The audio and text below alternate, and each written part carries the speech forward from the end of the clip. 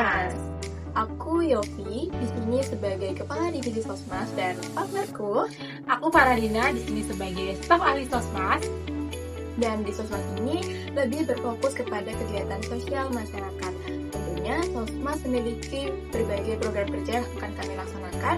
Yang pertama ada Komuni Peduli Insidental. Nah, Komuni Peduli Insidental ini tuh tujuannya untuk menimbulkan atau menumbuhkan rasa sosial yang akan dilakukan oleh divisi kami melalui penyebaran pamflet seperti pamflet price untuk bencana alam dan juga open donasi apabila diperlukan. Kemudian untuk Komuni Peduli Insidental ini tuh penanggung jawabnya ada Sabina dan juga Tian. Kemudian next. Yang kedua itu ada Komuni Peduli Panti, di mana tujuannya itu merupakan kegiatan sosial yang itu tuh dilaksanakan di panti asuhan. Dan terkait panti asuhannya itu bisa berupa panti asuhan untuk anak-anak maupun panti jompo. Nah, terkait penanggung jawab dari Komuni Peduli Panti itu ada Mbak Alif, Elvita, dan juga Vivin. Oke, kemudian program kerja yang ketiga adalah Komuni Go Green. Seperti namanya Go Green, Komuni Go Green itu tujuannya untuk menghijaukan atau melestarikan lingkungan di sekitar kita dalam bentuk menanam pohon ataupun nanti ada pula pengelolaan sampah apabila diperlukan. Nah, dalam Komuni Go Green itu PJ-nya ada Ivan, Arum, Irda, dan juga Aida. Dan yang terakhir itu yang ada Komuni Mengabdi, di mana Komuni Mengabdi ini merupakan kegiatan pengabdian masyarakat di suatu daerah tertentu yang itu memiliki latar belakang kurang maju. Nah, untuk penanggung jawab dari program kerja Komuni Mengabdi itu ada Mas Gusta, Farah, Raffi, Mbak Aura, dan juga ada Fatma.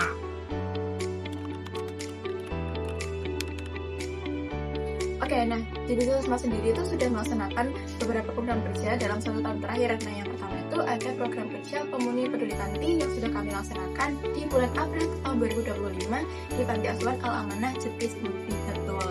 Kemudian program kerja kedua telah kami laksanakan Komuni Go Green yang telah dilaksanakan di bulan Mei tahun 2025 di Kebun Bangunan. Kemudian untuk program kerja Peduli Insidental telah kami laksanakan selama 1 bulan sekali. Kemudian untuk open donasi telah kami laksanakan pada bulan September lalu sampai Oktober ini. Kemudian yang kami usul adalah program Komuni Mengabdi 2025.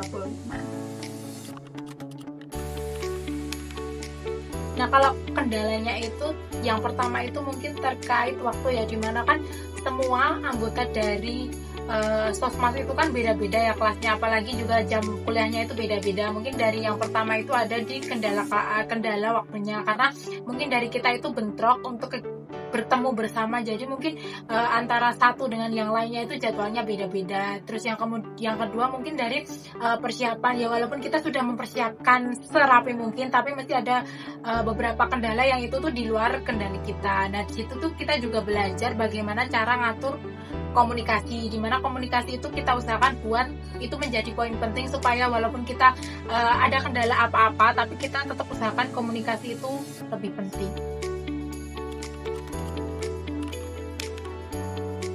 Oke, kalau dari Sosmas sendiri itu ada beberapa cara yang biasa kami gunakan untuk menjaga kekompakan dan juga semangat satu sama lain dalam menjalankan program kerja kami. Nah, meskipun program kerja kami itu tidak dibilang bisa dibilang tidak terlalu banyak, tapi tentunya pelaksanaan program kerja kami itu tetap butuh semangat dan kekompakan staf satu sama lain.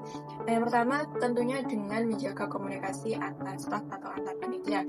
Jadi ada beberapa kepanitiaan yang dilaksanakan kita tuh dengan membutuhkan delegasi dari divisi lain. Nah, tentunya kita juga harus menjaga komunikasi antar Sosmas dan juga antar delegasi divisi yang satu panitia, agar ketika kita memiliki suatu kendala atau kesusahan, kita dapat mengkomunikasikannya sehingga solusinya itu dapat dicari segera mungkin.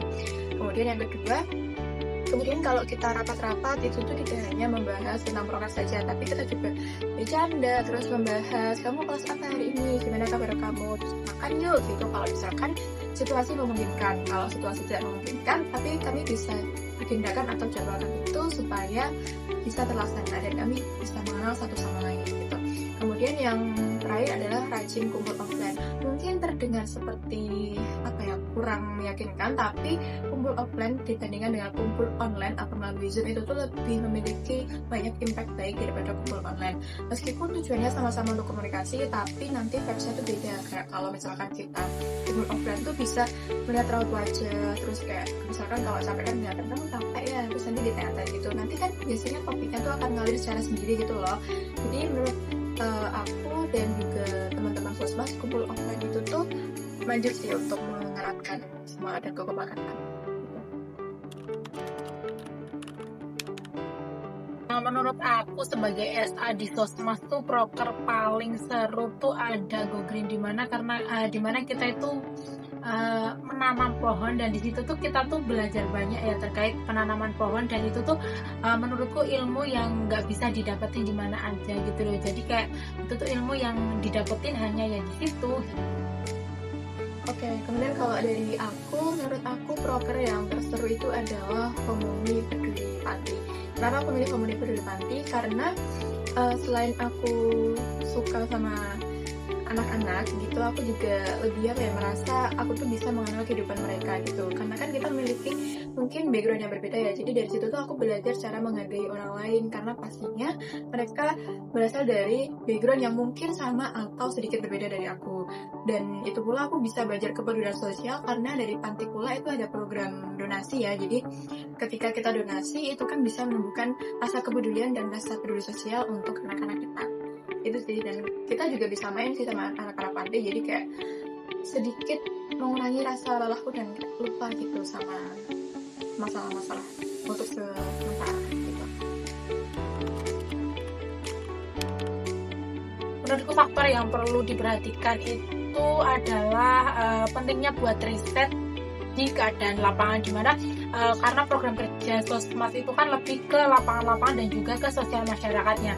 Nah, dari situ kita bisa tahu bahwa program kerja apa yang akan kita bawakan di masyarakat itu sesuai atau relevan enggak di daerah tersebut. Apabila program itu relevan, maka hasilnya itu menurutku juga akan bagus dan juga bisa mencapai tujuan yang awalnya itu kita tuju, seperti itu. Selain itu juga komunikasi dengan masyarakat ataupun orang-orang yang ada di lapangan tersebut juga sangat penting, karena kadang niat baik kita nggak cukup cuman hanya untuk datang terus menjalankan proker, tapi kita juga bisa bekerja sama ataupun mendengarkan keluh kesah mereka yang sedang mereka hadapi di suatu lapangan atau daerahnya.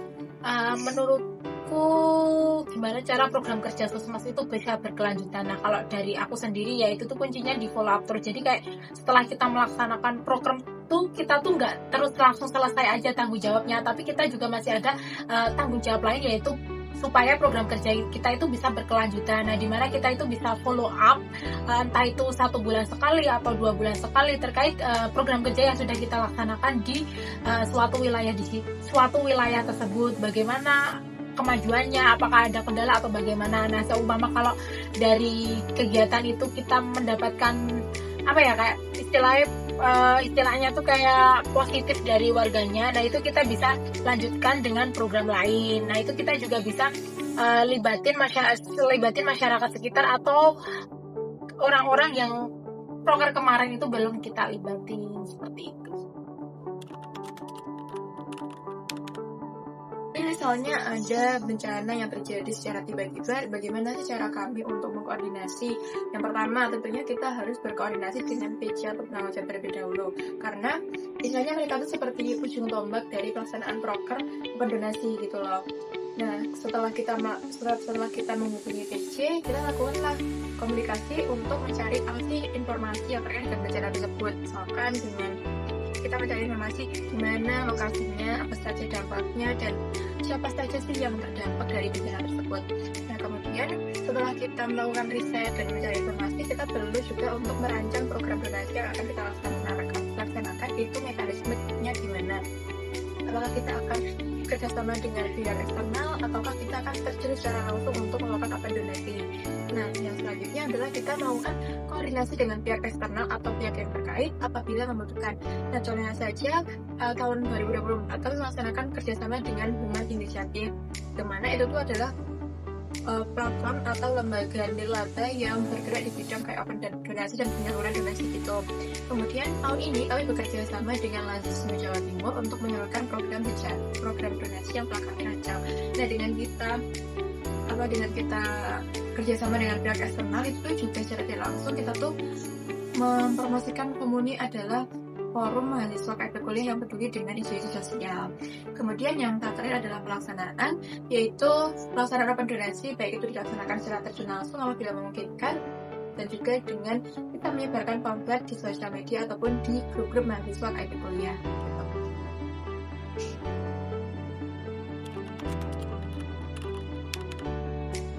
Oke, kalau membuat anak muda peduli sama isu sosial itu yang pertama dengan membuat program sosial yang menyesuaikan dengan perkembangan zaman, dimana karena anak-anak muda sekarang tuh mungkin ya itu tuh banyak yang peduli tapi mereka tuh bingung mau mulai dari mana. Jadi dari kita itu sebisa mungkin itu menjadi pelopor utama buat mereka itu bisa peduli terhadap lingkungan sosial. Yang B itu ada dengan aktif berkontribusi, di mana kita sebagai pelopor itu berusaha mengajak teman-teman sebaik kita untuk aktif berkontribusi dalam kegiatan-kegiatan yang itu merupakan kegiatan-kegiatan sosial seperti volunteer ataupun kegiatan-kegiatan sosial lainnya.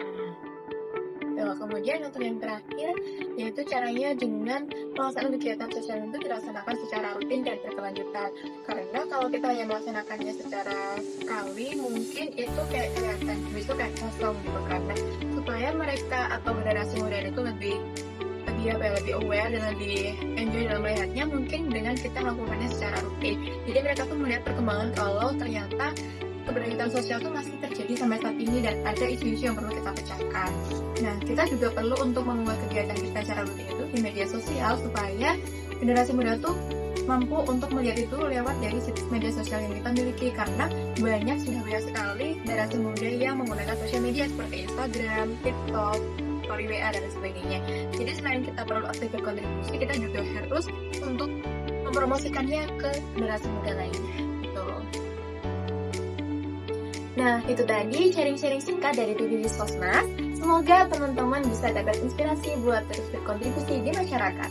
Makasih juga sudah dengerin sampai akhir dan jangan lupa, kecil atau besar, setiap aksi sosial tetap berarti.